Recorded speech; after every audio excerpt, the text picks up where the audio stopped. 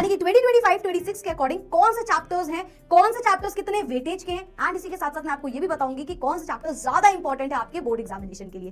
सबसे पहले बात करते हैं हमें बुक्स कौन सी फॉलो करनी है। 12th जो है ना उसे 11th की तरह मत मानना, भी जैसे हम बोलते हैं ना 11th को 10th की तरह मत मानना, सिमिलरली हमें 12th को 11th नहीं मानना है। कई टॉपिक 11th के हल्के में लिए होंगे और ये सोचो अरे हटाओ यार, इतना तो डिटेल में नहीं पूछते, इतना तो ये नहीं करते। 12th का जाके कभी पेपर ओवरव्यू करना, आपको बहुत अच्छे से ये चीज समझ में आएगी।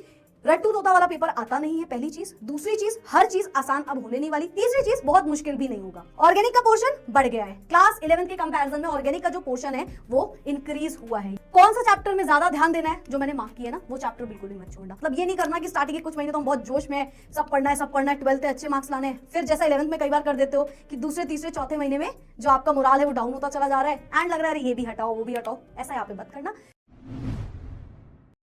Hello everybody and welcome to next toppers. My name is Tapur Omar, your miss exception. And आज के वीडियो में हम करने वाले हैं क्लास 12th की केमिस्ट्री का सिलेबस ओवरव्यू, यानी कि 2025-26 के अकॉर्डिंग कौन से चैप्टर्स हैं, कौन से चैप्टर्स कितने वेटेज के हैं एंड इसी के साथ साथ मैं आपको ये भी बताऊंगी कि कौन से चैप्टर्स ज्यादा इंपॉर्टेंट है आपके बोर्ड एग्जामिनेशन के लिए। So let's get started with the video. सबसे पहले बात करते हैं हमें बुक्स कौन सी फॉलो करनी है। तो जैसे कि आप हमेशा से करते आ रहे हो, आपको एनसीईआरटी ही फॉलो करनी है, पहली चीज।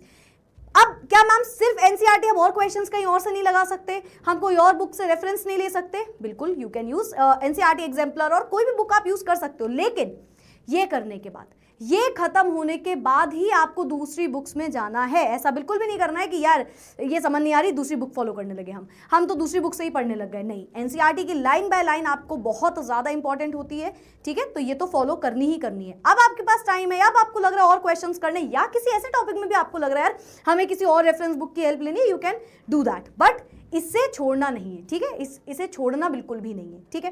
तो दो पार्ट्स हैं इस बुक्स के, एक पार्ट 1 एक पार्ट 2, ठीक है? एक में आपकी केवल और केवल ऑर्गेनिक रहेगी और दूसरे में फिजिकल और इनऑर्गेनिक केमिस्ट्री रहेगी, ठीक है? तो ये आपको बुक्स को फॉलो करना है। देखो, अगर मैं अपनी बात करूं तो मैं नूतन बुक को भी फॉलो करती हूँ, मैं नूतन बुक से भी आपको क्वेश्चन कराती हूँ। जैसे हम प्रारंभ बैच, जब आप बात करो तो जब आप प्रारंभ बैच में आओगे तो मैं आपको एनसीईआरटी तो पढ़ाऊंगी, साथ ही साथ दूसरे बुक के क्वेश्चन भी कराऊंगी जो इंपॉर्टेंट है ना? तो वो सब कर सकते हो आप, एज आई सेड अगेन, लेकिन ये करने के बाद एनसीईआरटी पहले फॉलो करनी ही है, ठीक है? वहां पे हम A to Z सारी चीजें वहां पे भी समझेंगे। देखो 12th जो है ना उसे 11th की तरह मत मानना, भी जैसे हम बोलते हैं ना 11th को 10th की तरह मत मानना, सिमिलरली हमें 12th को 11th नहीं मानना है। बहुत स्टूडेंट्स ऐसे होंगे जिन्होंने कई टॉपिक 11th के हल्के में लिए होंगे और ये सोचो अरे हटाओ यार, इतना तो डिटेल में नहीं पूछते, इतना तो ये नहीं करते। 12th का जाके कभी पेपर ओवरव्यू करना, आपको बहुत अच्छे से ये चीज समझ में आएगी। रट्टू तोता वाला पेपर आता नहीं है, पहली चीज। दूसरी चीज, हर चीज आसान अब होने नहीं वाली। तीसरी चीज, बहुत मुश्किल भी नहीं होगा, मॉडरेट लेवल पे आएगा, बट कई चीजें किस तरीके से आती हैं आपको एक गाइडेंस की जरूरत जरूर पड़ेगी, ठीक है? और साथ ही साथ आप अगर खुद से सेल्फ स्टडी भी करो, जो भी करो, उससे कोई फर्क नहीं पड़ता, बट हर चीज आपकी डिटेल में पढ़ते हुए चलना है ना? काफी ज्यादा मैकेनिज्म और हर चीज अब तो समझना पड़ेगा यहाँ पे, ठीक है? तो उसमें बिल्कुल भी कोई भी यू कैन से हम वो नहीं कर सकते कि भाई ये छोड़ दो वो छोड़ दो, ऐसा नहीं करना है, ठीक है? जो इंपॉर्टेंट है वो इंपॉर्टेंट है और आपको पढ़ना ही पड़ेगा, ठीक है? चलो भाई आगे बढ़ते हैं। केमिस्ट्री अगेन 3 पोर्शन में है, as I said. Physical chemistry जिसमें आपको न्यूमेरिकल ज्यादा पूछेंगे, इनऑर्गेनिक थियोरेटिकल ज्यादा होगी, ऑर्गेनिक केमिस्ट्री रिएक्शंस मैकेनिज्म ये सब आ जाएगा यहाँ पे, ठीक है? तो ये 3 पोर्शन है। ऑर्गेनिक का पोर्शन बढ़ गया है, क्लास 11th के कंपैरिजन में ऑर्गेनिक का जो पोर्शन है वो इंक्रीज हुआ है। यहाँ पे आप ऑर्गेनिक केमिस्ट्री के 5 चैप्टर्स पढ़ोगे। 11th में आपने ऑर्गेनिक केमिस्ट्री कितने चैप्टर पढ़े थे? 2 ना, यहाँ पे 5 हो गए, ठीक है? तो ऑर्गेनिक केमिस्ट्री जो है वो थोड़ी सी बढ़ जाएगी यहाँ पे। चलो आगे बढ़ते हैं। सबसे पहले बात करते हैं कितने चैप्टर्स हैं। 10 चैप्टर्स आपके पास होने वाले हैं। 11th में आपके पास 9 चैप्टर्स थे, इस बार आपके पास 10 चैप्टर होने वाले हैं, ठीक है? बहुत ज्यादा मुश्किल नहीं है। मैं आपको एक और बात बता दूं, अगर 11th और 12th के कंपैरिजन हम करते हैं तो जो मैं मानती हूं या जो काफी लोग मानते हैं, जो मैं आपको एक अपने एक्सपीरियंस से बता रही हूं कि 12th कहीं ना कहीं 11th से थोड़ी आसान हो सकती है, लेकिन 12th में क्वेश्चन कैसे आ रहे हैं ये जानना बड़ा जरूरी होता है। 12th ऐसा नहीं है बहुत मुश्किल है, अगर आपने 11th की केमिस्ट्री पढ़ी हुई है आपको 12th की केमिस्ट्री आएगी समझ में, लेकिन 12th में बस ये गलती नहीं की जाती कि हम सब कुछ ही पढ़ते जा रहे हैं और हमें पता ही नहीं ज्यादा इंपॉर्टेंट क्या है। बस ये सब छोटी छोटी बहुत छोटी छोटी सी चीजें जो होती हैं उससे ही बोर्ड्स में अच्छे मार्क्स आप ला सकते हो, ठीक है? तो वो छोटी छोटी चीजों को यहाँ पे याद रखते हुए चलना होता है। पहला आपका सॉल्यूशंस चैप्टर, दूसरा है इलेक्ट्रोकेमिस्ट्री, तीसरा है केमिकल काइनेटिक्स, तीनों आते हैं फिजिकल केमिस्ट्री में। वेटेज की बात करें, सॉल्यूशन 7 मार्क्स का है। इलेक्ट्रोकेमिस्ट्री एक लंबा चैप्टर और बहुत इंपॉर्टेंट चैप्टर है, ये है पूरे के पूरे 9 मार्क्स का। देन आपके पास आता है केमिकल काइनेटिक्स, ये है 7 मार्क्स का। यहाँ पे सबसे इंपॉर्टेंट क्या है चैप्टर, तो एक तो आपको सॉल्यूशन बहुत अच्छे से पढ़ के जाना है, देन आपको इलेक्ट्रोकेमिस्ट्री। देखो चैप्टर कोई भी ऐसा नहीं है कि आपको इंपॉर्टेंट नहीं है, इंपॉर्टेंट तो सारे चैप्टर हैं, बट कौन से ऐसे चैप्टर हैं जो आसानी से हो सकते हैं, अच्छे मार्क्स दिला सकते हैं एंड इंपॉर्टेंट और ज्यादा हैं बाकियों के कंपैरिजन में, वो मैंने बस आपको यहाँ पे बताया। पढ़ना सारे चैप्टर्स हैं, कोई चैप्टर नहीं छोड़ना है, ठीक है। देन आपके पास है केमिकल काइनेटिक्स, ठीक है। थ्योरी नहीं आएगी ज्यादातर, न्यूमेरिकल ज्यादा पूछे जाते हैं, ठीक है। अब आते हैं, दो है आपके पास इनऑर्गेनिक केमिस्ट्री के चैप्टर, एक है डी&एफ ब्लॉक और दूसरा है कोऑर्डिनेशन कंपाउंड्स। दोनों ही चैप्टर काफी छोटे होते हैं, थ्योरेटिकल होते हैं, मजेदार होते हैं और कह लो प्रिडिक्टेबल क्वेश्चंस होते हैं।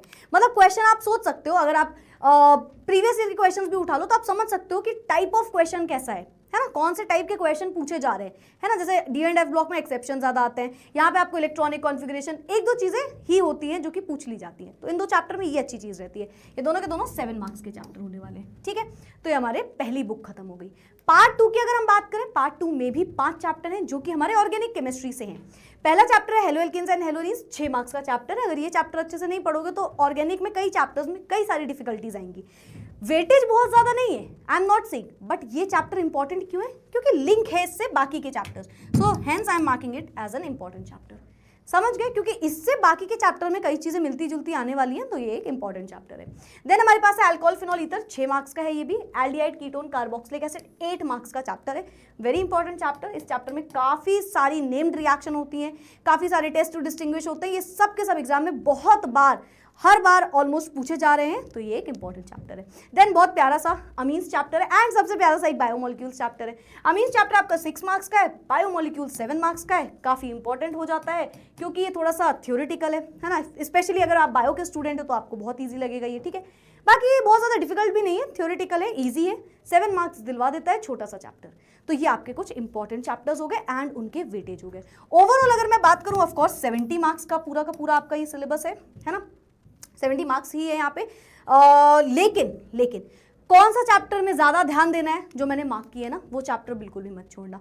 और एक बात मैं आपको बोल दूं, डिसिप्लिन बना के ही चलना। मतलब ये नहीं करना कि स्टार्टिंग के कुछ महीने तो हम बहुत जोश में सब पढ़ना है 12th है, अच्छे मार्क्स लाने हैं, फिर जैसा 11th में कई बार कर देते हो कि दूसरे तीसरे चौथे महीने में जो आपका मोराल है वो डाउन होता चला जा रहा है एंड लग रहा है अरे ये भी हटाओ वो भी हटाओ, ऐसा यहाँ पे मत करना।